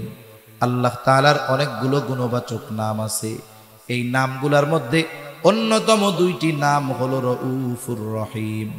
দুনিয়ার কোনো মানুষ, দুনিয়ার কোনো মাখলুক রউফুর রহিম হতে পারে না। বুঝে থাকলে একটু জবাব দিবেন, রউফুর রহিম কে? আরো জোরে বলেন না কে? রউফ অতি সদয়, রহিম পরম দয়ালু একমাত্র আল্লাহ। আল্লাহ হলেন রউফুর রহিম। ওই আল্লাহ রউফুর রহিম রব। নবীজির মুমিন উম্মতের প্রতি ভালোবাসা কত গভীর, এই বিষয়টা বোঝাতে গিয়ে নিজের গুণবাচক নাম রউফুর রহিম নবীজির সাথে আল্লাহ তাআলা ব্যবহার করেছে। স্বয়ং আল্লাহ বলতেছে, ওই রউফুর রহিম বলতেছে, এই দুনিয়ার মানুষ শোনো, এই রাসূল হলেন এমন রাসূল যিনি মুমিনদের ব্যাপারে অতি সদয় পরম দয়ালু। সুবহানাল্লাহ বলে। মনে করেন আমি যদি বলি আমি বাংলাদেশের প্রধানমন্ত্রী, এটা যদি আমি দাবি করি, তাইলে এখান থেকে বাড়ি যাওয়া লাগবে না, আমারে 14 শিখের মধ্যে বইরা দিবে, ঠিক কিনা কোন? কিন্তু প্রধানমন্ত্রী যদি একজনরে আদর করে নিয়ে ওনার চেয়ারে বসায়, তাহলে কি হবে? কেউ কিছু বলার আছে? আমি আপনি যদি কোনো মাখলুকরে বলি যে আপনি রউফুর রহিম, আমার ঈমান চলে যাবে। কিন্তু স্বয়ং রউফুর রহিম যাকে বলছে যে ইনি মুমিনদের জন্য রউফুর রহিম, এতে কোনো অসুবিধা নাই। বরং আল্লাহ তাআলা আমাদের প্রতি নবীজির কত দয়া, নবীজির কত মায়া, নবীজির কত মুহাব্বত, এই বিষয়টা বোঝাতে গিয়ে আল্লাহ তাআলা নিজের গুণবাচক নাম নবীজির শানে ব্যবহার করেছেন। সুবহানাল্লাহ। এখন এর চাইতে আর আমি কি বুঝাবো? এখন বলেন তো, এতটুকু তো বুঝছেন যে নবীজি আমাদের কত ভালোবাসে। নবীজির ভালোবাসা তুলনা করার কোনো সুযোগ আমাদের আছে? অকল্পনীয় ভালোবাসা নবীজি আমাদেরকে বাসেন। কিন্তু বাস্তবতা হলো নবীজির এই ভালোবাসার প্রতিদান আমাদের দেওয়ার দরকার আছে না নাই? আলোচনার শেষের দিকে, একেবারে কয়েক মিনিটের মধ্যে শেষ হয়ে যাবে। যেই নবী আমাদের এত ভালোবাসেন, সেই নবীকে আমাদের ভালোবাসা ঈমানি দায়িত্ব। নবীজির প্রতি ভালোবাসা এটা মুমিনের ঈমান। এজন্য নবীজি বলেন, লা ইউমিনু আহাদুকুম হাত্তা আকুনা আহাব্বা ইলাইহি মিন ওয়ালিদিহি ওয়া ওয়ালাদিহি ওয়ান নাসি আজমাইন। নবীজি বলেন, তোমাদের মধ্যে কেউ ততক্ষণ পর্যন্ত মুমিন হতে পারবে না যতক্ষণ না সে তার পিতা মাতা সন্তান সন্ততি এক কথায় সকলের চাইতে আমি নবীকে বেশি ভালো না বাসবে। তার মানে সবচাইতে বেশি আমাকে আপনাকে নবীজিকে বাসতে হবে। নিজের জীবনের চাইতেও নবীজিকে বেশি ভালোবাসতে হবে। এটাই হলো মুমিনের ঈমানের দাবি। আমরা নবীজিকে ভালোবাসতে তৈরি আছি না সবাই? কারা কারা আছে? নারায়ে তাকবীর, একটু জোরে দেন নারায়ে তাকবীর। মাশাআল্লাহ, হাত নামাই। আমাদের সমস্যা কি জানেন? আমরা ভালোবাসতে চাই ঠিক নিজেদের পদ্ধতিতে। মানে আমরা ইসলামকে কেমন চাই? বলে আমাদের মতো চাই, নবীর মতো, আল্লাহর মতো আমরা ইসলাম পালন করতে চাই না। ইসলাম পালন করতে চাই আমরা আমাদের মতো, যেটা আমাদের সুবিধা এটা করবো, যেটা করলাম না বাদ। কিন্তু বিষয়টা হলো এরকম, নবীজিকে ভালোবাসতে হবে, এটা মুমিনের ঈমানের দাবি, ঈমান সম্পৃক্ত বিষয়। এখন ভালোবাসবো কেমন? বিষয়টা হলো আমরা তো নবীজিকে সামনে পাই নাই। একজনকে যদি সামনে পাওয়া যায়, মানুষ তার ভালোবাসার সর্বোচ্চটা প্রদর্শন করতে পারে। আবু বকর নবীজিকে সামনে পেয়েছে, নবীর মোহাব্বতে ঘরের সব সম্পদ এনে নবীর সামনে দিয়া দিছে। হযরত তালহা নবীজিকে সামনে পেয়েছে, উহুদের ময়দানে নিজের বুকটাকে নবীর জন্য ঢাল বানায় দিছে। এখন আমরা তো নবীজিকে সামনে পাই নাই, কেমনে নবীকে ভালোবাসবো? ভালোবাসতে তো মন চায়। এই জন্য নবীজিও জানেন আমার উম্মত তো আমারে ভালোবাসতে চাইবে, কেমনে ভালোবাসবে? এই জন্য নবীজিকে ভালোবাসার পদ্ধতি স্বয়ং নিজে আমাদের জানায় দিয়ে গেছে। নবীজিকে ভালোবাসতে হবে কেমনে? নবীজি বলেন, মান আহাব্বা সুন্নতি ফাকাদ আহাব্বানি ওয়া মান আহাব্বানি কানা মাই ফিল জান্নাহ। নবী বলেন, যে আমার সুন্নতকে ভালোবাসলো, সে যেন আমাকে ভালোবাসলো। আর নবীকে ভালোবাসলে লাভ কি? বলে আমি নবীর সাথে জান্নাতে থাকতে পারবে। সুবহানাল্লাহ বলেন। তাহলে নবীর সুন্নাতকে যদি মোহাব্বত করা হয়, নবীকে মোহাব্বত করা হয়, নবীকে মোহাব্বত করলে নবীর সাথে জান্নাতে থাকা যায়। নবীর সাথে জান্নাতে থাকতে পারা এটা বড় সৌভাগ্যের ব্যাপার। আর একটা হাদিস শোনাই আপনাদের। নবীজির কাছে একদিন গ্রাম্য এক সাহাবী আসছে, গ্রাম্য এক লোক আসছে। নবীজি আর একজনের সাথে কথা বলতেছে। নিয়ম হলো, আদব হলো, আপনি যখন আরেকজনের সাথে কথা বলবেন, আমি গিয়ে আপনাকে ওই কথা শেষ হওয়ার আগে প্রশ্ন করা এটা ঠিক নয়। কিন্তু গ্রামের মানুষ অনেক সময় সরল থাকে, সহজ সরল বুঝে না। গ্রামের মানুষ বুঝে না সহজ সরল, এটা তাদের মূর্খতা নয়, এটা সরলতা। নবীজি একজনের সাথে কথা বলতেছে, ওই লোকটা আইসা নবীজিরে বলে, ইয়া রাসূলুল্লাহি মাতাস সাআ, হে আল্লাহর রাসূল কিয়ামত কখন হবে? নবীজি ওই ব্যক্তির সাথে কথা শেষ করার পরে বলতেছেন, ওই লোক কোথায় যে আমারে জিজ্ঞাসা করলো কিয়ামত কখন হবে? এইবার ওই লোকটা বলে, ইয়া রাসূলুল্লাহ আমি জিজ্ঞাসা করছি, কিছু কথা আছে, ওই কথা জিজ্ঞাসা করার পরে জবাব না দিয়া পাল্টা প্রশ্ন তারে করতে মন চায়, ঠিক কিনা গণ? আমি মাঝে মধ্যে অনেক জায়গায় বলি এটা। আমাদের মুন্সিগঞ্জ বিক্রমপুরের বড় একজন আলেম ছিলেন, করোনাকালীন সময়, করোনায় উনি দুনিয়া থেকে চলে গেছেন। এক জায়গায় গেছি আমরা মাহফিলে, এখন হুজুর যখন গেছে অনেক ওলামায়ে কেরাম এক জায়গায় গেছে।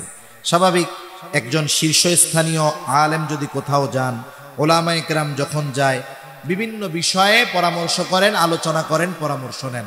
যেই মজলিসে আওয়াম থাকে না, সাধারণ মানুষ থাকে না, ওলামায়ে কেরামের মজলিসই হয়। তা হযরতের সাথে অনেক আলেম একসাথে বসে আলোচনা করতেছে, বিভিন্ন বিষয় জানা হচ্ছে, উনিও দিক নির্দেশনা দিচ্ছেন।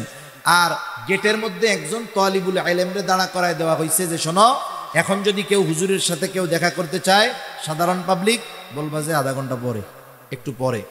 এখন ও দরজায় আটকায় দাঁড়ায় আছে, এক লোক বাহির থেকে ধুমধাম করে দরজার মধ্যে আওয়াজ করতেছে আর কি, এই কিরে কিরে দরজা খোলেন, খুব জরুরি আছে, হুজুরের সাথে আমার দেখা করতেই হবে। এখন ওই লোকের কথা আর দরজার আঘাতের আওয়াজ হযরতের কানে গেছে, আমরাও সবাই ওইখানে আছি। এখন বলতেছে কে? তালিবুল ইলম বলে, হুজুর এক লোক খুব পিড়াপিড়ি করতেছে, আপনার সাথে তার দেখা করতেই হবে, খুবই জরুরি, খুব ইম্পর্টেন্ট বিষয়, হুজুর দেখা করতেই হবে। হুজুরও মনে করছে হয়তো অতি জরুরি বিধায় এই জন্য এরকম করতেছে, বলে আসতে দাও। এখন লোকটা আসছে। অনেক সময় মানুষের চেহারা দেখাই বোঝা যায় যে এ আসলে নামাজ কালাম পড়ে কিনা, কারণ নামাজি মানুষ, তার পরিচ্ছন্নতা সবকিছু ভিন্ন থাকে, ঠিক কিনা কোন? এখন ওই লোক আইসা হুজুরের সামনে বসছে, বলে হুজুর আমার খুব গুরুত্বপূর্ণ একটা বিষয় আপনার কাছে জানার দরকার, এলাকার কোনো হুজুর জবাব দিতে পারে নাই। কি গুরুত্বপূর্ণ বিষয়? এখন বলতেছে হুজুর রাসূল সাল্লাল্লাহু আলাইহি ওয়াসাল্লামের শ্বশুর শাশুড়িগুলো সবার নাম আমার জানার দরকার। সুন্দর গুরুত্বপূর্ণ প্রশ্ন না? কবরে রাখার পরে এই জায়গা থেকে 2-4টা জিজ্ঞাসা করবে, তো কি বলেন? জিজ্ঞাসা করবে। হুজুরও তো বিচক্ষণ মানুষ, বলে তোর জবাব দিব, তুই আগে আমারে দোয়াই কোন শোনা। এই যেই বলছে কয়েকজন আলেমের ঘাড়ের উপরে পাড়া দিয়ে এক দৌড়ে ঘর থেকে এসে বের হয়ে গেছে। এখন বলেন ও যে প্রশ্ন করছে, ওর যে অবস্থা, ওর যে ভাবভঙ্গি, ওইটা জানলেও জবাব দেওয়ার আগে ওকে পাল্টা প্রশ্ন করার জরুরি হয়ে গেছে, ঠিক কিনা কোন? তা ওই গ্রাম্য সাহাবী নবীজিকে প্রশ্ন যে করছে, প্রশ্নের ভাবটা একটু ভিন্ন রকম ছিল। ভাবটা কিরকম? বলার দ্বারা অনেক সময় অবস্থা বোঝা যায় আর কি।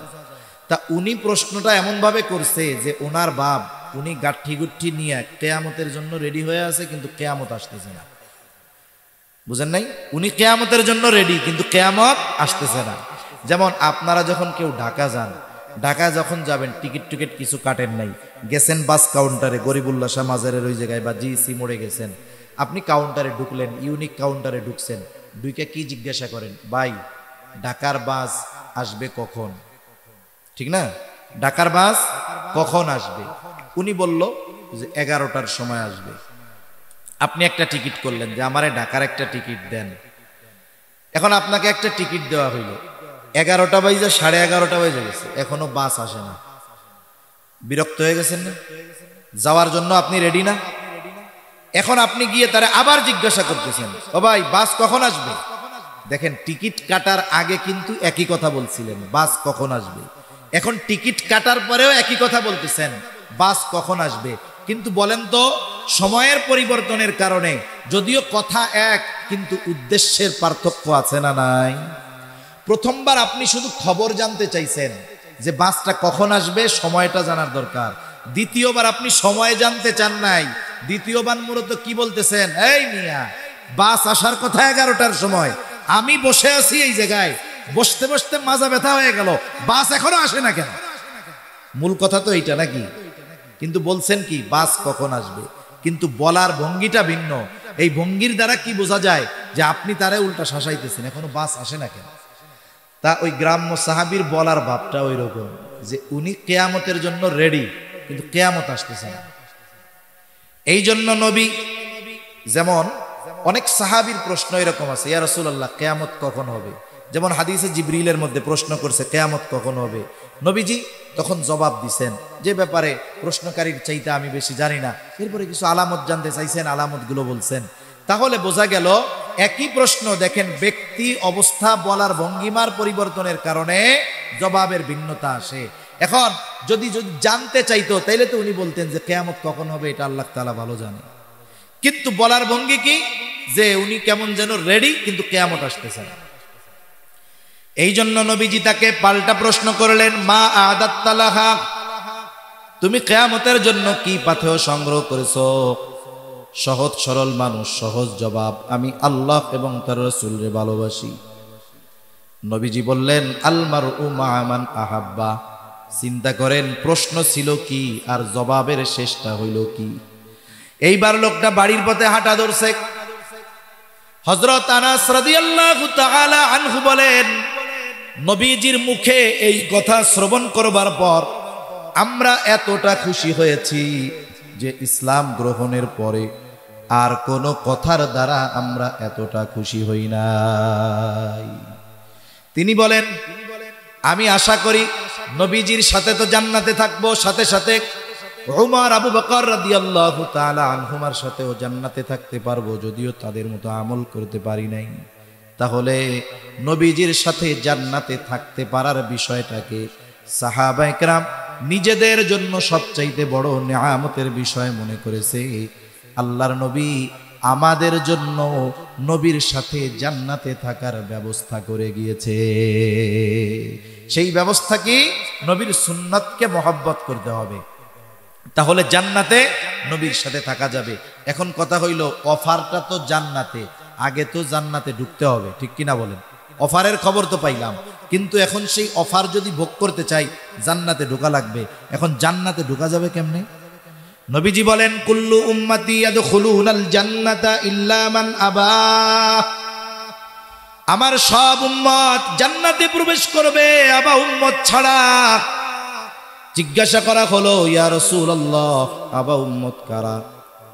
নবীজি বলেন মান আতাআনি দাখালাল জান্নাহ ওয়া মান আসানি ফাকাদ আবা, যারা আমার আনুগত্য করবে সে জান্নাতে প্রবেশ করবে, আর যে আনুগত্য করবে না আবা উম্মত সে জাহান্নামে যাবে।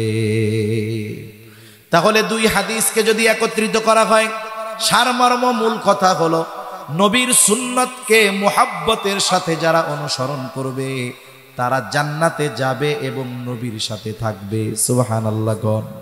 আর নবীর অনুসরণের মাধ্যমে কিন্তু আল্লাহর ভালোবাসা পাওয়া যায়। আল্লাহ তাআলাও বলেন কুল ইন কুনতুম তুহিব্বুনাল্লাহ ফাত্তাবিউনি ইউহিব্বুকুমুল্লাহ। যারা আল্লাহকে ভালোবাসতে চায় তারা কি করবে? আল্লাহ তাআলা বলেন আপনি বলেন ইন কুনতুম তুহিব্বুনাল্লাহ, তোমরা যদি আল্লাহকে ভালোবাসতে চাও তাইলে কি করবা? আল্লাহ শিখায় দেন, আপনি বলেন ফাত্তাবিউনি, আমার অনুসরণ করো। তাহলে নবীর অনুসরণ করলে কাকে ভালোবাসা হয় জোরে বলেন?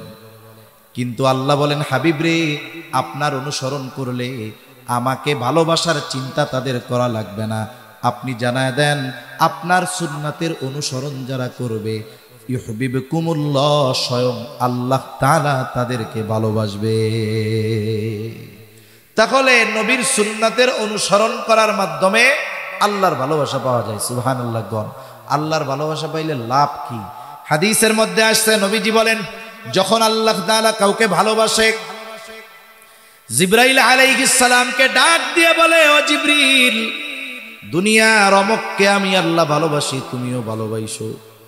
আল্লাহ যাকে ভালোবাসবে জিবরাইল তাকে ভালোবাসবে না, এটা হতে পারে না। এইবার জিবরাইল আসমানের ফেরেশতাদের মধ্যে ঘোষণা করে দেয় এই শোনো, আল্লাহ তাআলা দুনিয়ার অমুককে ভালোবাসে, আমিও তাকে ভালোবাসি, তোমরাও তাকে ভালোবাসো। চিন্তা করে দেখেন এই দুনিয়ার অনেক মানুষ এমন আছে দুনিয়ার মানুষ তাদেরকে চিনে না, তারা সেলিব্রিটি না, দুনিয়ার কেউ তাদেরকে হয়তো চিনে না, কিন্তু ওই মানুষগুলো আসমানের সেলিব্রিটি হয়ে গেছে। আমাদের আলোচনা দুনিয়ার মধ্যে দুনিয়ার মানুষ করে, আর ওই ধরনের মানুষের আলোচনা আসমানের ফেরেশতারা করে। সুবহানাল্লাহ বলে। নবীজি বলেন এবার যখন আসমানের বাসিন্দারা তাকে ভালোবাসতে শুরু করে আল্লাহ তাআলা দুনিয়ার মানুষের অন্তরের মধ্যে ওই ব্যক্তির গ্রহণযোগ্যতা আর ভালোবাসা পয়দা করে দেয়। সুবহানাল্লাহ বলেন। উদাহরণ দিলে অনেক দেওয়া যাবে। এই চট্টগ্রাম পটিয়ার কৃতি সন্তান আপনাদের কাছের তৈয়ব সাহেব রহমাতুল্লাহি আলাইহি, বলেন তো নামটা শুনলে অন্তরের মধ্যে একটা শ্রদ্ধাবোধ আসে কি আসে না?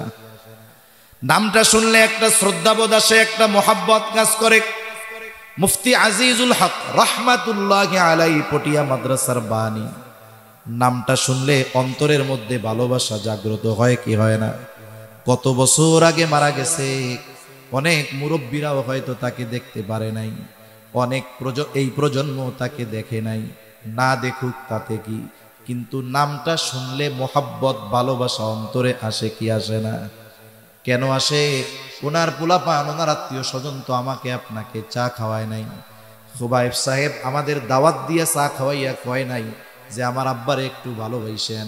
এখন কথা হইল এরপরেও তাদের গ্রহণযোগ্যতা ভালোবাসা আমাদের মধ্যে কেন? বলে আসমানের মালিকের ভালোবাসা যখন পাওয়া গেছে, দুনিয়ার মানুষের ভালোবাসার গ্রহণযোগ্যতা আল্লাহ তাআলা দিয়ে দিয়েছে। সর্বশেষ কথা একটু চিন্তা করেন, এই কথাটুকু নিয়ে পাইবেন। শেষ কথা, আমার জীবনটাকে সাজাবো কেমনে? হায়াত খুব অল্প, আমাদের সকলকে চলে যেতে হবে। এই জন্য বুদ্ধিমান হলো সেই ব্যক্তি যে নিজে আখিরাতের পাথেয় সংগ্রহ করে ওই সফরের জন্য প্রস্তুত থাকে। শেষ একটা কথা বলে আলোচনা শেষ করি। বাংলাদেশের প্রত্যেকটা মসজিদে একটা লাশের খাটিয়া থাকে, ঠিক না? ওই খাটিয়ায় একদিন আমাকে আপনাকে উঠতেই হবে, কোনো সন্দেহ নাই। আমাকে আপনাকে মরতেই হবে, কোনো সন্দেহ নাই। একটু হৃদয় দিয়ে চিন্তা কইরেন, একটু ভাইবেন।